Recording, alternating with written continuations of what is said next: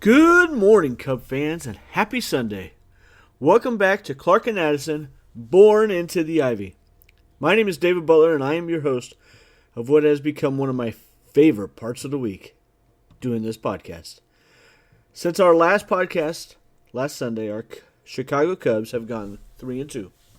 This was my hope going into this 5-game portion of the schedule, as they were going up against some of the stiffest competition once again. The Cubs are now sitting at 17-11, 2.5 games ahead of the Cincinnati Reds, who are 14-13, and the only other NL Central team sitting above 500. The Cubs have the 6th best record in the majors and have done this playing against the toughest schedule in all of baseball to start the season. Remember, in one of my earlier podcasts, I said I would be ecstatic if the Cubs started their first 41 games off at 20-21. With 13 more games to go in this time period, the Cubs would only need to win 3 more. Obviously, at this point, that would become a major disappointment. But I'm just trying to put into perspective how good this Chicago Cubs team has been. Specifically the offense, but don't undersell the starting pitching. Recaps for Sunday's game. Last Sunday, this game was a pitcher's duel between Jamison Tyone and Merrill Kelly, with both bullpens didn't allow a run until extra innings either. The ghost runner has a way of speeding up the process once extra innings happens. I'm still ultimately not sure how I feel about it, but I understand the reason that baseball has put it into place. On Monday, the Cubs were off, as they had 2 off days this week. Tuesday's game was a wild one. It's amazing how much the weather impacts games at Wrigley Field, but this is something many of us have known for a long time. Shota Imanaga gave up 3 runs in the first, courtesy of a 3-run homer off Tommy Edman. That guy drives me absolutely crazy.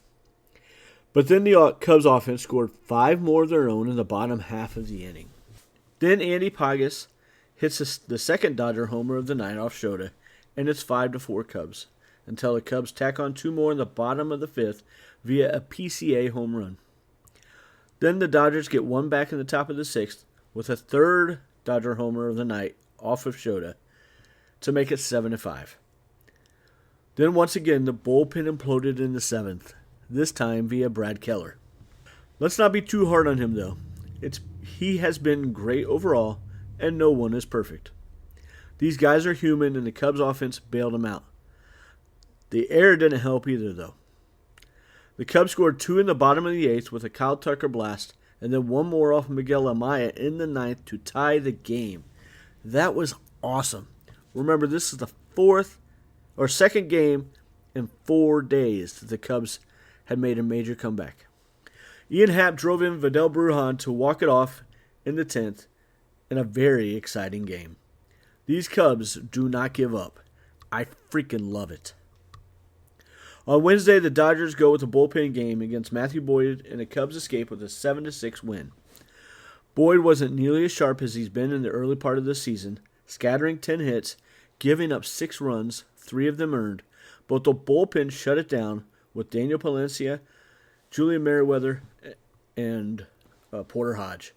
PCA continues his offensive onslaught with his 5th home run of the season, and then the Cubs offense does just enough to hold on to the win. On Thursday, the Cubs had another off day.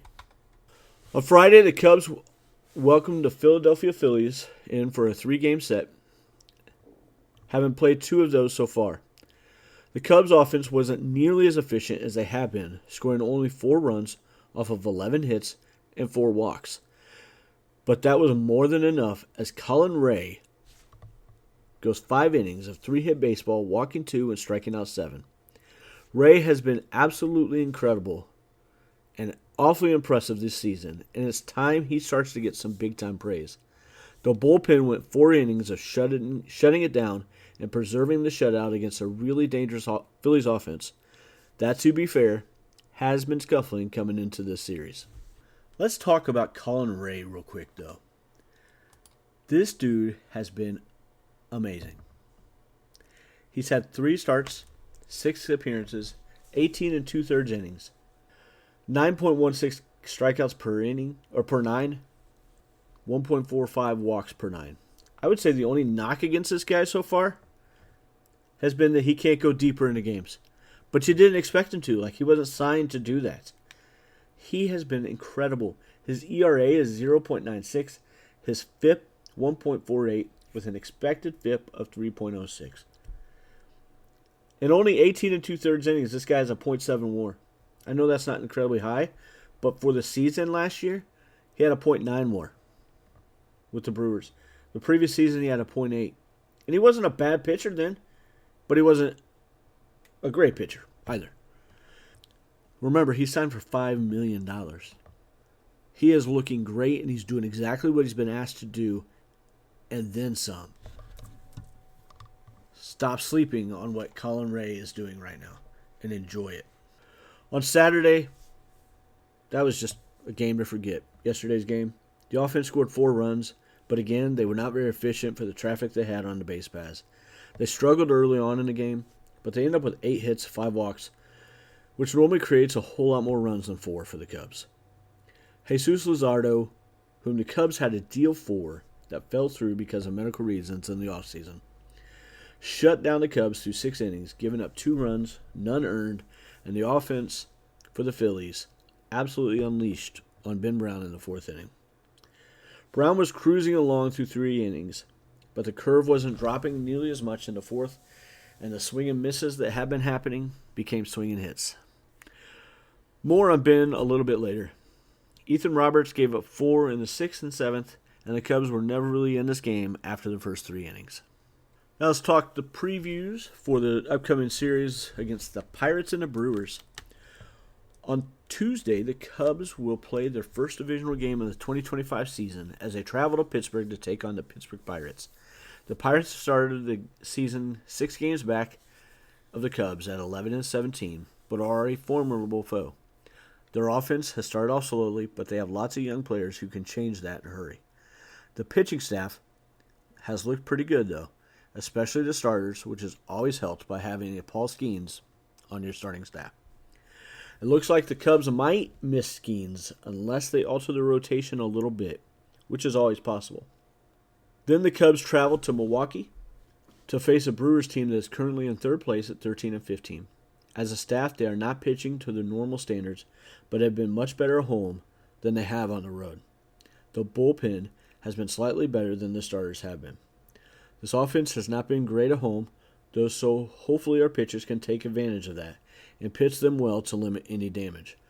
Always a team that makes an impact on the division, it is important that we play them well. I would say, with that being the first 2 series against the NL Central foes, we at least need to split these next 6 games and go 3-3 against the Pirates and Brewers. We need to win the season series against all 4 teams this year. Now for some news and notes. The Cubs bullpen still 26th worst in an expected FIP at 4.53, but since the 18th of April, the Cubs pen is in the top 10 in expected FIP at 9th with a 3.87. That's a dramatic improvement. This group is improving dramatically and can be a huge key in this if this continues. The biggest key, in my humble opinion, they're striking out a whole lot more batters, and they aren't walking them. They're controlling that, which is what any good bullpen needs to do. The offense is still leading the way with the WRC of 163. That is 16 more than the next best team in the majors, the New York Yankees, who are second with a 147. Their WRC Plus is second only to the Yankees at 125. They have the second best team average at 265. Top 6 in home runs with 38 or 36. Most stolen bases by a whopping 8 with 44 steals and have only been caught 6 times. Their on-base percentage leads the majors at 346. Their OPS is second best only to the Yankees at 799. That's as a team. 799 OPS as a team. We got to appreciate that. This offense is special. Everyone, and we are watching Kyle Tucker show why a superstar is so important. Equally, we may be watching one of the my predictions unfold as PCA continues to show why he is so highly touted, and we may be watching him blossom into a superstar. Ben Brown. Let's talk about Ben for a minute, boys and girls.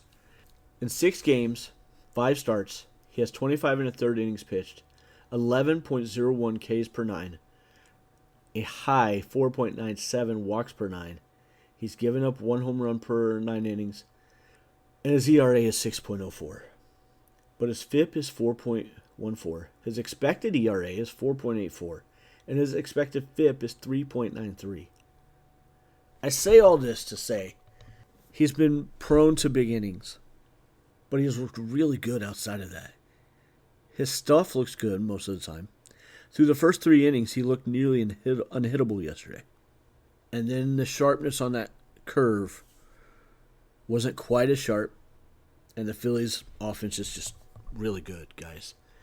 I think that I was a huge proponent for Ben Brown starting the season as a starter and the high hopes I have for him. And I think that that's still a huge possibility. But I also talked about the fact that he's probably going to end up in a bullpen at some point because we have to manage his innings. He's never pitched a ton of innings in one major league season, in the minors or majors, period. So we got to manage those some. And we could really use a shutdown guy, another shutdown guy. You can't have too many high leverage guys in the bullpen. Let him go into the bullpen and throw 1 to 2 innings. I understand we're probably not there yet, for we need somebody else to come into the starting rotation. But I think he would have a major impact on the bullpen and on the team in a better, more positive way consistently if he was in the bullpen for the rest of the year. Tell me your thoughts. I want to hear your thoughts. I want people to send me messages on Facebook or whatever. And let me know what you guys think about Ben Brown. What do you think the best usage for him? I truly think the best way to utilize him and the stuff that he's got for the rest of this season is in a bullpen. Some injury notes. Tyson Miller, through 4 appearances at AAA, rehab appearances, he's gone 4 1/3 innings, given up only 3 hits total, no runs, and only 1 walk while striking out 6. I would say that he's probably the next guy up when the Cubs make a move, as long as they feel good with where he's at health-wise. Ryan Presley, who was pitching really well there for a little while, was played catch on the 24th after having his knee drained and looked really good and felt good throwing off the mound on the 25th. This is all via MLB.com. Hopefully he's trending to be ready soon. A shame because over his previous 4 outings, he had really settled down. From the 13th to the 20th, he had 4 appearances, 4 innings, 1 hit, 0 walks, 3 Ks, and no runs. He was really starting to come on. Javier Assad, he had another oblique strain, reoccurring his injury from spring training, and has now been shut down. It says the expected return date is sometime in June on MLB.com, but I'd be looking for more around the All-Star break or after the All-Star break. Having that reoccur, and they said that he grabbed his side and just did not look good at all with that injury again. I think that they're probably just going to shut him down and see what happens here a little later, which is a shame because he would have been a perfect guy to come in and push Ben Brown into the bullpen. Eli Morgan has still been shut down, expected to be for a little while more. Possible June return, no idea. As long as the injury was the reason that he looked absolutely horrible, I'd like to have him back, but depending on which guy we got, because the rest of the bullpen looking pretty good right now.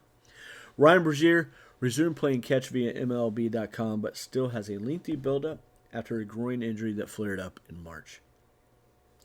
Don't forget to join our Facebook group at Clark and Addison, Born into the Ivy. Leave some posts or comments in there about what you'd like to hear or what you thought about today's episode.